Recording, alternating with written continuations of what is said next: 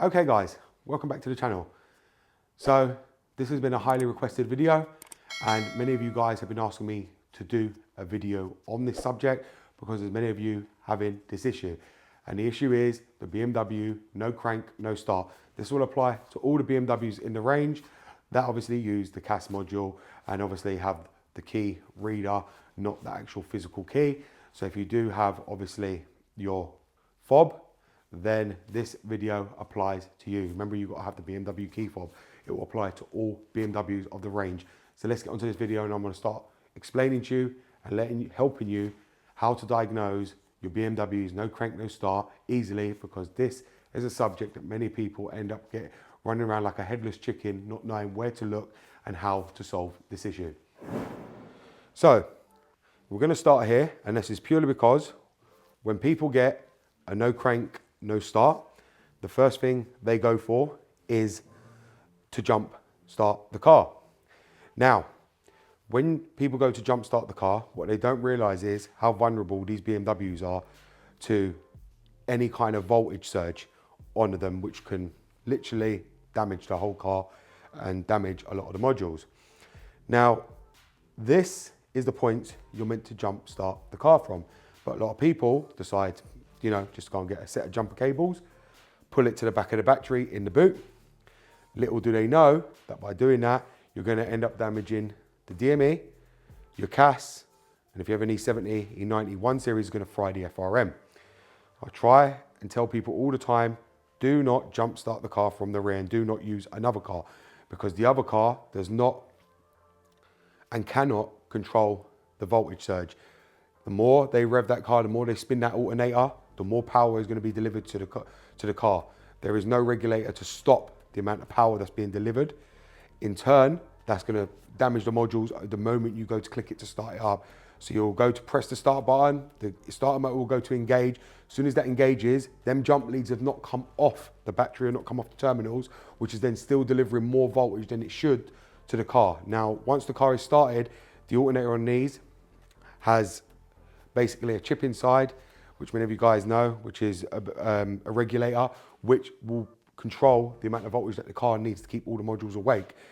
What ends up happening is when you're jump starting a car, the amount of voltage coming from that car is overriding the chip on the alternator itself, the regulator chip, which then in turn is just delivering the amount of voltage it wants from the other car being jump started. That's why I always tell everyone, do not jump start with another car, because you'll end up frying the modules. When you want to jump start these, please use a proper jump pack. Do not use a car, and make sure you're always jumping from the terminals, because the damage is long lasting and can be very, very costly. Most people are going to go ahead and do that. When they start hearing click, click, click, they instantly think their battery's gone. That's simply not the case. Now I'm going to explain to you what else it can be. Now, if you do come across a no crank, no start and you're getting clicking and it's not your battery and your battery's fine and you've gone and bought a new battery, it's still clicking, another overlooked problem is this, which is the starter motor. Now, I have replaced it on this car, but this is a very overlooked part, and I have explained this in one previous video as to why it's overlooked. But this right here is a starter solenoid. Now, these always go bad, as any electronics do. You can see it right there. That's the starter solenoid. And when this starter solenoid goes bad, this is linked on to a relay in the fuse box in the front on the cars. You'll probably see it's a black relay, which is, I believe, a 30G relay. That is actually responsible for communicating between the CAS and the starter solenoid. Now, that starter solenoid is there for an immobilizer protection. For instance, this will not kick in and allow the starter motor to start if there's an immobilizer fault on the car, and vice versa. If this goes out, it's not going to allow the car to start. These are very notorious for going out, and these are very overlooked. The starter solenoid, especially the wiring, can break down due to the heat and where the positioning is for the plug, especially if the harness has become brittle and starts cracking down there, because the wiring that connects onto this plug is only in a very thin sleeve of tubing, and that can come apart, or you might get a rodent in there or a rabbit that ends up chewing it and cutting off the power to the starter solenoid. Then people start overlooking things. If you are getting a clicking and no starting, I would strongly recommend to check the starter motor, because this is very, very overlooked.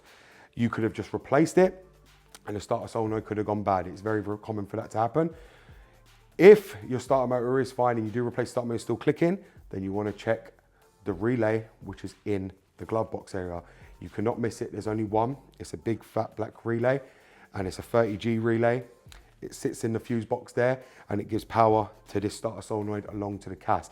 That relay is there to usually protect this starter solenoid in the event that it don't go out, because as many of you guys know, it's critical that if this goes out, your car won't start. So of course it has to be there, but it's also linked onto the CAS. This is what the starter solenoid is for. It's actually to stop theft of the car and being able to bypass it so easily, to be able to start the car so easily. That's what the starter solenoid is there for. And it's actually linked to the CAS, to the fuse box. So do bear that in mind, that if you are getting a click in, it will be a starter as well. So do not overlook that problem. We'll move on to the next problem. It can be for a no crank, no start. The next one is up here.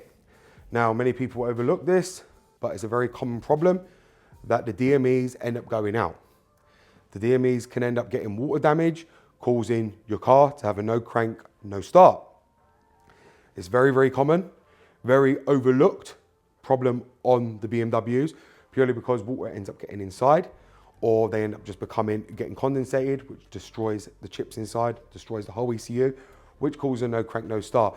A lot of people overlook that, but there's a lot of codes which tell you and let you know if it's the DME. You'll still be able to scan the car and you'll know straight away if the DME is at fault or if it's anything else. Especially on the MSV70s, they're notorious for getting water damage, they're notorious for going out, and the MSV80s and so on and so on. There's a lot of different issues. BMW had a lot of ECU problems, and this is no different. If you are getting a no crank, no start, make sure to take out all this housing, open up your ECU box and take the ECU out, check all the pigtails that they don't have no condensation, any kind of ingress from water damage inside, and no water has got into the ECU. You won't be able to tell that unless you open up the ECU and be able to see the water damage, but most of the time they usually do damage and you will need to find a replacement ECU. I do have videos on my membership, however, showing you how to clone these ECUs. So if you do have that problem, you can then go onto the membership and there's videos there showing you how to be able to clone that ECU. They're not hard at all, and literally the videos are there to help guide you on how to do that. Next one I want to talk about, which can cause a no crank, no start, is obviously fuel pump issues. If you've got a bad fuel pump, or you blow the fuse on the fuel pump, which many of you guys will know is very common, I've had the same thing when I had my M5, then this car is either going to run in reduced power or it's going to crank and not start. Because the simple thing being is if the fuel's been cut off or the fuel pump's not working and it's not engaging when the DME is requesting it to, it's not going to deliver the fuel to the injectors, therefore it's not going to start up. You'll have it start and then it will just keep cutting out like it's going to start, but it won't start. And that's from the fuel that was left in there previously. But once that fuel is drained out of the rail, then you'll know your fuel pump's actually gone. Therefore, you need to be checking your fuel pump.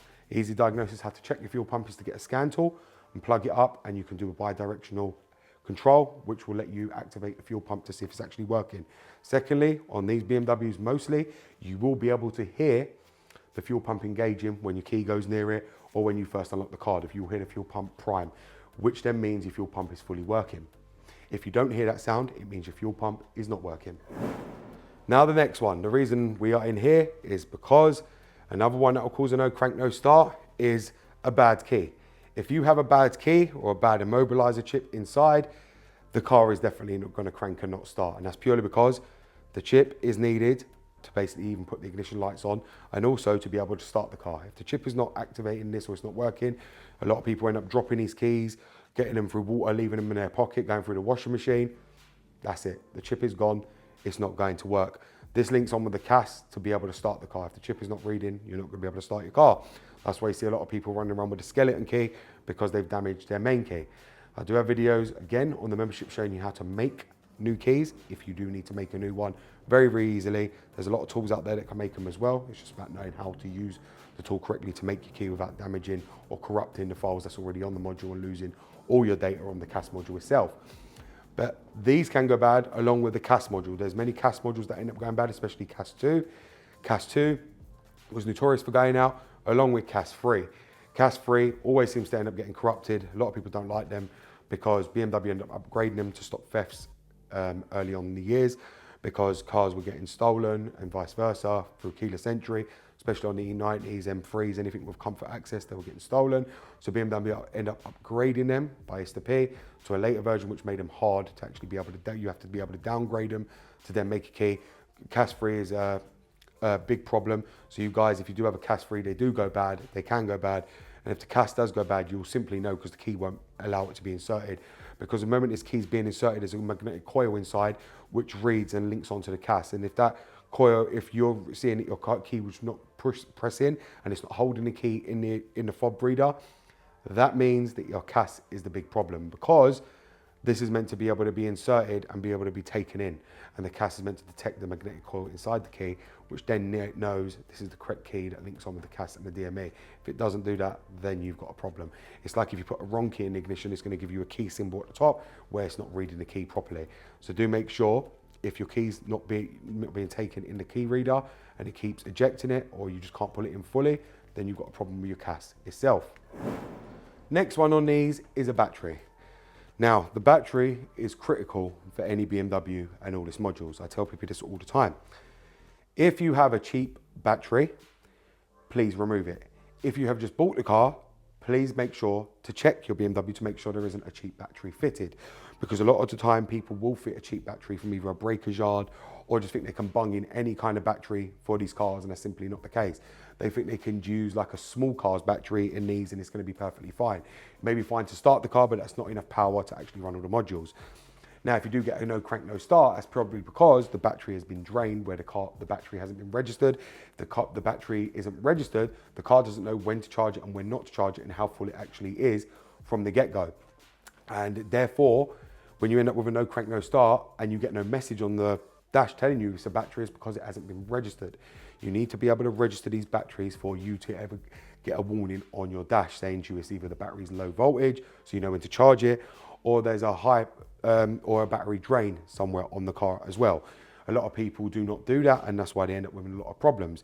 Obviously, a dead battery is going to cause no crank, no start, or it's going to cause slow cranking.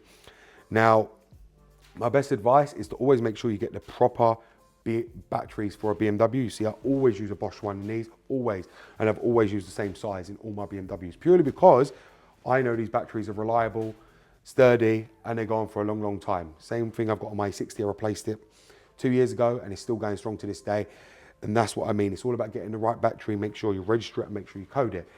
If a battery is flat or the battery is not up to par with what your BMW wants, depending on what you've got fitted in the car, the more modules you got, the more quicker the battery is going to go. So I recommend to get the biggest battery you can for your BMW.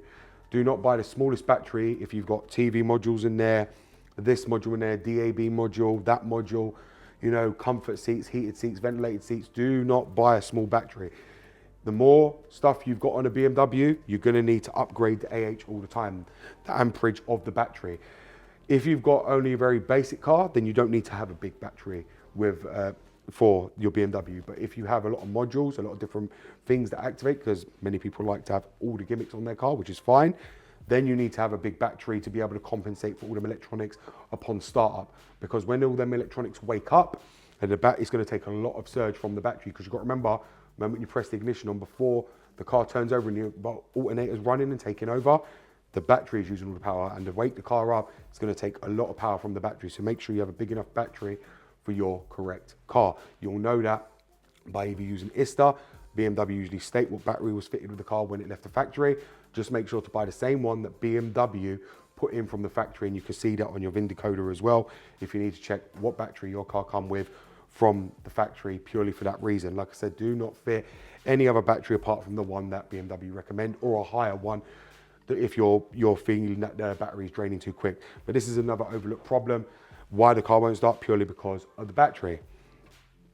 The next one that can stop your car starting and cause a no crank, no start is the IBS sensor. Now, a lot of people go around and just remove the IBS. I do not believe in removing the IBS sensor at all.